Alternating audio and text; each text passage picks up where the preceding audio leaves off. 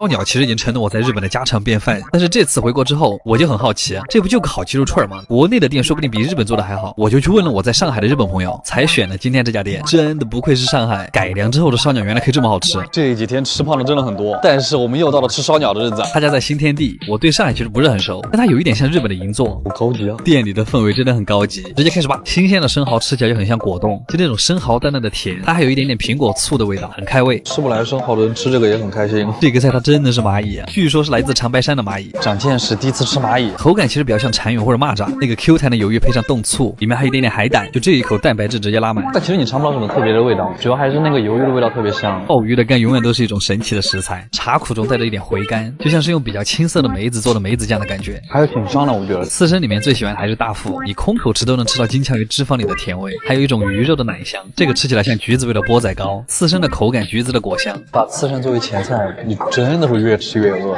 又是第一次见到的吃法，可能是因为鹅肝刮成了粉状，所以鹅肝的味道会更浓。它这块油脂刚刚好的中腹，就像是裹了一层花生酱，吃在嘴里甚至绵绵的。这个菜如果它能给我上2坨就好了。这个像 taco 一样的菜，最下面是鳕鱼皮的薄脆，上面是生牛肉、甜虾、海胆、鱼子酱，加上一点紫苏叶的小花，吃起来就是肉感特别足。下面那个鳕鱼皮特别油香，又特别像东北煎饼里的薄脆，真厉害。然后接下来就是烧鸟了，我怎么感觉比日本还专业啊？非常的夸张。鸡腿肉的梅子酱刷的比较多，虽然盖住了一些炭香，吃得出来芳龄不超过18，就出来工作养家。鸽子腿的那个肉的韧劲，就让我想起了第一次吃兔子肉的那种感觉，没啥汁水，那就是嚼起来特别香。它那个肉吃在嘴里面的时候，非常像鹅肉的味道。毫无疑问，我最喜欢的蔬菜的环节，它里面的水煮的真的很好。这个东西在日本卖的很贵，鸡心依然很有嚼头，但是吃起来有点像卤鸡胗的味道，但是它的里面还是软嫩的。这个烤虾的味道很厉害，它像是被鸡汤泡过，虾肉里面浸满了鸡皮的精华，嚼起来就是脆糯脆糯的口感，好神奇的味道。内腿肉是最难烤的，这个鸡皮很像北京烤鸭里面单独拿出来蘸白糖的那个部位，咀嚼的时候能清晰感受到鸡汤在往你的喉咙里面灌。它这一块的鸡肉吃起来特别像牛蛙的后腿肉，这串是鸡脚筋连的鸡皮一块烤，里面还有一坨小脆骨，然后是蹄灯，这个是他们家特制的蹄灯，跟别的蹄灯还不太一样。后面的那块肉用的不是卵巢，而是鸡心的边，所以这一串其实很奢侈，因为蹄灯的那个蛋液和鸡心的味道特别配，就是你的牙缝间都是蛋液的味道，你的舌头跟生喉都得到了同等的待遇。这个是一个烤年糕加海苔，咬开年糕中间还有芝士，奶香特别足，其实很像早市上面那种糖饼。最后的主食是和牛海胆饭，就是烤肉盖饭有些时候会很干，但是海胆就刚好弥补了这一点。用蛋液裹满饭粒之后，一定要一勺带着海胆跟和牛，在和牛的脂肪化开之前，先尝到的是海胆加蛋液的味道，然后和牛的油味再会慢慢上来。这个菜特别的扎实，因为它是用的很厚很厚的一粒和牛肉，这种黏糊糊的拌饭真的很好吃，像是米饭版的东北黏糊麻辣烫。海胆拌饭是真的很好吃。最后的甜品是哈密瓜，但是加了茅台，我没这样吃过。这个跟西瓜上面撒盐是一个道理吗？没有吃过粉菠萝，吃起来有一点百香果的味道，好好吃啊！怪不得粉菠萝卖这么贵。总的来说，现在国内的烧鸟怎么这么厉害？感觉比起日本来说，真的很多创新。阿吉推荐指数8.5分，嘎巴样，好撑啊！我一直很好奇，成都的米其林到底是怎么开下去的？虽然它作为一个全球范围内的餐厅指南，被很多人认为是一项很重要的荣誉啊。除了成都人啊，我们虽然有自己的全麒麟，但是米其林也没有那么糟糕。但是米其林川菜是个什么鬼？这个头衔听上去非常的不妙，但我们也管不了那么多了，我们直接来吃吧，激情开麦。不好吃就当看个乐呵喽。街上小姐妹一起，她包间都约满了。真的吗？我们看下它有好好吃吗？久违的回了一次成都，排面还是得有的。去米其林餐厅吃饭，可不得开个好点的车。非常愉快的开到了店里。我们走的好像不是正门，那个师傅还在刷我抖音。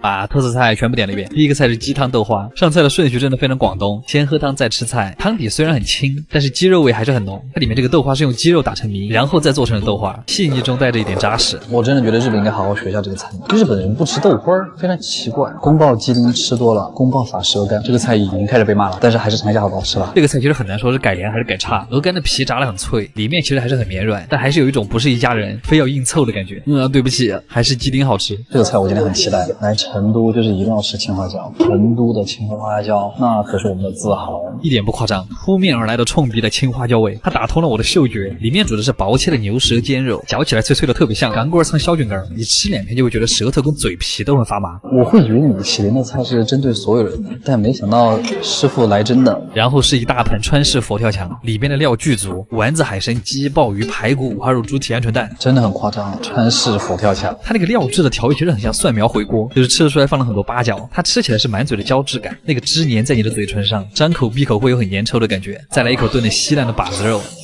它的皮真是超级的烂。然后是粉蒸肉，我感觉我从小到大，不管什么场合什么席，只要上桌就会有这个菜，因为它是放在橘皮里，它那个肉都染上了一层果香。但是这个橘皮吧，它主要是在造型上起到一个作用。然后是川式青花椒和牛，和牛因为它油脂很多，对它真的很适合爆炒。这个菜调味真的很好，就是有锅气爆炒过后那种椒麻的感觉。这个是他家特别特色的菜，总的来说就是红烧肉。成都竟然有专门的红烧肉排名。这个调味是偏果甜的那种甜味。这个做法应该是先炸了一次，去掉多余的脂肪，然后再焖煮，直到它变得软烂。据他说的是东坡肉的改良版，肥而不腻。咬下去之后，嘴巴里会快速充满香甜油润的感觉，就它那个淡淡的果香和油香会很快传到你的生喉，就是很想让人刨饭。真的是樱桃肉，它那个脂肪里面会有樱桃的味道。来一碗老成都蛋炒饭吧。蛋炒饭配红烧肉，我早就想这样吃了。就算你吃腻了，到四川真的很推荐你来一份四川豌豆丁儿，贼拉香，很想念成都的豌豆面。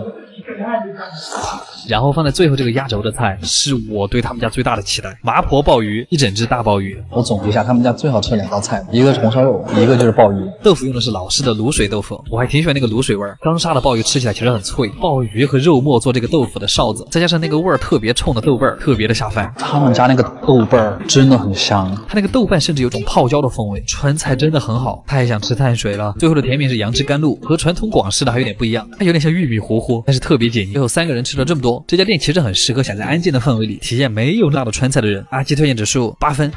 日本秋叶原的旁边有这么一家店，一家很异类的拉面店，好辣，但它从早到晚都在排队，就是鬼金棒。很多来日本的朋友可能吃过，他们家真的很辣，就是伊兰的那个20倍辣，在他面前可能就是微辣。还有营销号说它是全世界最辣拉面，我说啊，无语。所以我们今天就来挑战一下，为什么2023年了还有人挑战这种东西？没话说，可以不更新。糟了，他家有很多分店，但我们来的是本店，真的很多老外。那其实我们也是老外，我从来没点过加辣版，今天就挑战这个。他们家真的是非常的挤，巨挤无比挤，店里有点千与千寻开场那个意思了，整整齐齐一起缩面，我感觉我们的要来了。它上面的那一瞬间，还有点漫画照进现实的感觉，红的发亮的汤底，上面还铺了一层海椒面。我从看到这碗海椒面开始，整块叉烧，无论放在什么店，都是相当炸裂的存在。他家的豆芽和料都是现炒的，主要他就是在我面前炒。这是我旁边美女点的致死量的香菜。成都人只要看到这种红油色啊，它的唾液会不停的分泌。有些人吃面是先喝汤，有些人是先吃面。我先吃玉米笋，你拍短视频的就知道跟别人不一样是吧？好辣，就算再辣，我们也要吃一口汤。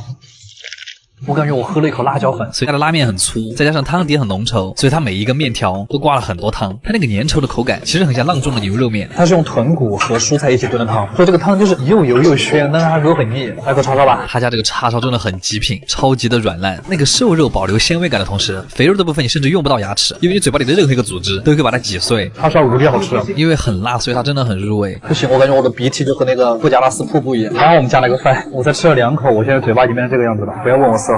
他家的肉饭也很好吃，是一大块甜卤的叉烧，还是吃这个吧，压碎了有点像卤肉饭。他们家叉烧的调味真的很好，在他们家吃面真的很像吃新疆米粉，很辣，但真的很上头。而且它那个黏糊的汤汁又很像东北老式那种麻辣烫。成都人最后的倔强，我的救星来了。对不起，我又在吃饭了，在汤里泡了一会儿的叉烧，每一口下去都能吃到辣汤的味道，辣汤和肥油会同时在你嘴巴里爆开，又让我想起了加了豆瓣的龙江猪脚饭。但我觉得加辣版的叉烧是真的很好吃，因为汤底真的很香，你用它来泡饭，人间美味。汤底的豚骨和蔬菜的香味会被米饭衬托出来，这是面条办不到的事儿。总之他们家真的很好吃，对得起这个名号。但是你不要作死，普通辣或者不加辣就可以了。阿基推荐指数8分。最后如果你也和我一样点加辣版，那我觉得这件事情真的太卡哇伊了。